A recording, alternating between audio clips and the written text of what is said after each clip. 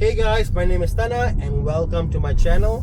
Today we are reviewing the not facelifted, not brand new, but a rebadged Tiguan. This is the joint edition for the Tiguan. So before we begin, I want to go through a different change the way I review cars, especially like a summary. And I want to go through 5 aspects of the car. I want to go through a T, which is for the target market. H for handling and feel, A for assembly, N for newbie proof, and A for all-in package. How does the car feel? It's THANA, and yes folks, that's my name, Thana. So that's easy for me to remember to cover these 5 areas. So first off, on T, target market. Well, this car goes to 175 at 175,000 ringgit, which means you'll be putting on 10% down at 2.88% for 7 years. You'll be paying about 2,253 ringgit a month. That is pretty much an amount someone who's earning about 10,000 should be paying gross. So it could be someone who is earning much more and one is for the second car, where they don't want to get a smaller Golf or smaller Myvi, but they want to get a bigger car that's more secure to haul on stuff, or they are looking this to be their principal car, and they're the guys who love having a small hatchback, but their wife said nope, you can't get a hatchback because you're an old adult now and you must get an SUV. And they went around and look at cars, and they found out that the Tiguan, I mean in front of the Tiguan, being here, to me it feels like being in a Golf. It feels like being in a small hatchback. I mean the back is big, the back is spacious, but being in front, it feels very comfortable, very tight. It feels very secure, like a small hatchback. And I honestly felt I was driving a small hatchback, because even driving this car, it felt as such. Which brings me to the next topic about H, handling and feel. Handling in this car is pretty impressive, because normally SUVs feel very pliant, they feel very soft. I am not an SUV guy. I actually like sedans for that reason, because I always find that sedans, SUVs are just very boaty. I mean, they go around, they're comfortable, yes, but I'm going like, yeah, are we there yet? You know, that kind of feeling. I like cars that are perky, they are fun, they get you places, and this Tiguan does that. This Tiguan is more fun and lively, especially with the DHA gearbox. Now, if you haven't watched my video on DHA gearbox, please, somewhere here I'll put a link up. You can go and watch the video on DHA gearbox. This particular vehicle, SUV, is running a 1.4 engine turbo, obviously, and it has been made with a DSG dry clutch system.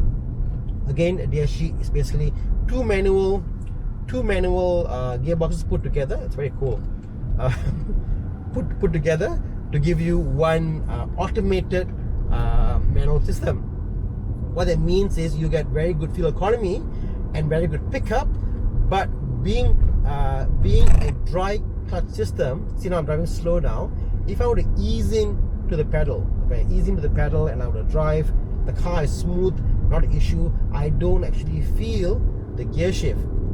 But if I was going a little slower, so now I'm now in morning rush hour traffic now, and I'm going, it's now D2, and as I go from D2 and it goes to D3, see, I can feel that shift.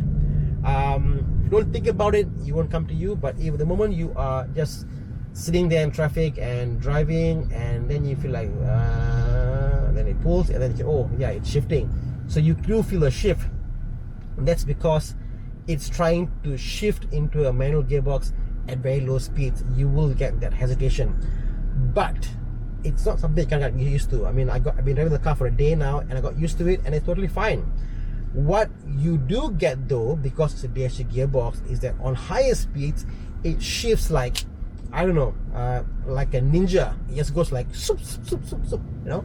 It shifts like crazy, and that's very fun. I mean, from 0 to 100 or 140, whatever, driving in town or on the highway, it's very, very dippy. It's very lively. It's very playful. It's a very, very fun car to be with.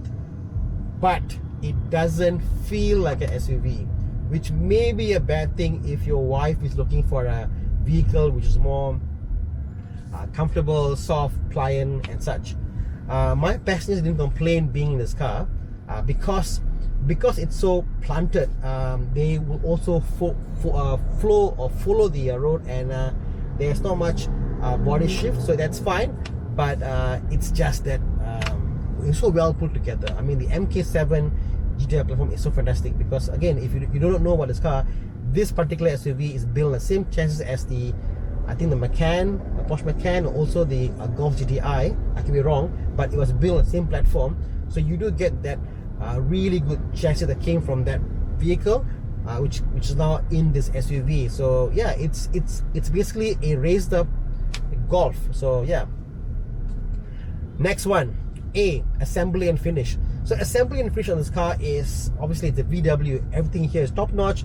Everything here works. Everything here is it's just where it's supposed to be. There are no gaps in between the dash.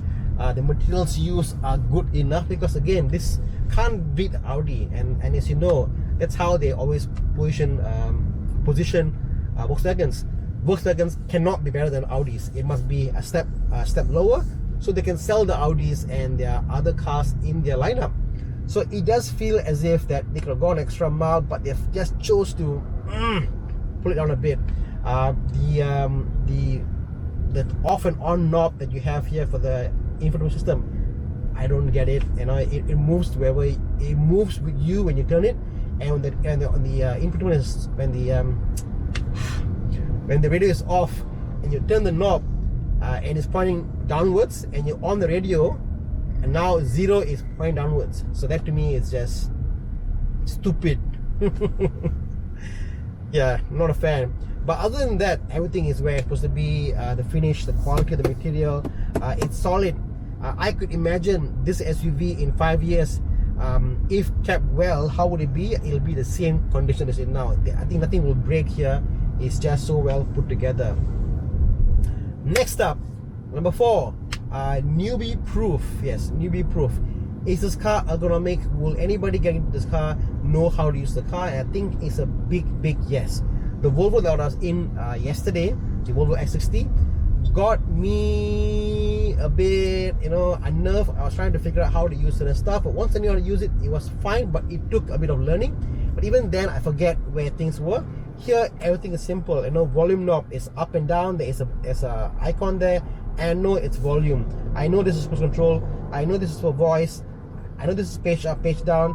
So all track next, track before. So all the points of reference, all the buttons, where they are where they're supposed to be.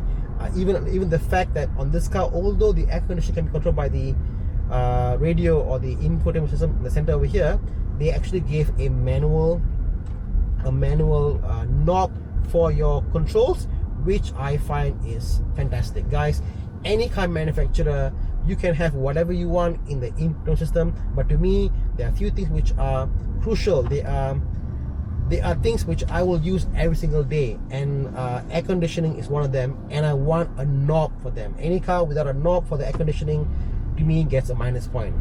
That includes the Volvo, unfortunately. So yeah, it's an easy car to use. Anybody getting this car will be able to get in and use the car with no issue whatsoever. Then we go move on to the last point, which is all-in package. So all as a package, if I took up all those last 4 things above and I put the package, will I buy this car? Well, this is it. We have very interesting cars now in the market. We have the CX-5, for example. The CX-5 to me is one of the best SUV package you could get. This again is a 5-seater, not a 7-seater. So as a 5-seater, the CX-5 is in the same category. Even pricing wise, the CX-5 is the same category. You may get even cheaper CX-5s compared to this, and honestly, the CX-5 has got better assembly and finish. I mean, the interiors on the CX-5 is so much better. You get more leather in the CX-5. You get better seats. The seats here they're fine. I mean, they're firm. They're very German. It's more like sit up straight, my dear son, and drive like a man kind of seat. But they are not as comfortable as the one in CX-5. The steering, the feel, again, CX-5 wins. Radio, CX-5 wins.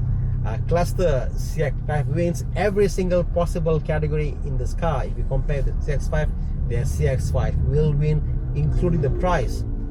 The only reason why you would think about this car is that if you don't want a SUV which is more comfortable, who wouldn't want one? But yeah, if you want a more comfortable SUV, you want a more nippy SUV, you want that German technology, you want that DHG gearbox, and if you're a German fanboy, yes, I mean, if that is your thing, yeah, get the Tiguan, because it's not a bad car. It's a good SUV. I mean, it's a SUV that I can think people would actually get, because some people at that price point, they go like, why should I buy a Japanese car when I can buy a German built car? Yeah, go for it. I mean, there's nothing wrong in getting the Tiguan, because it is a good car. There's nothing wrong with this. It just fits different market. One market wants more comfortable, more refined, more leather, more plushness, more luxury in an SUV, then they'll go for the CX-5. If you're not after those luxury items, you want more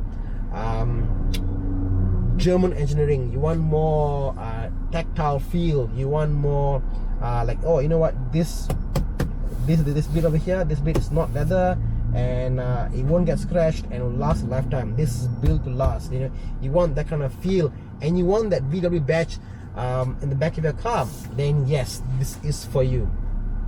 So again, guys, that's my review of the Tiguan. If you like this form of video where I go to my THANA, please comment below, and I'll do more videos in this format.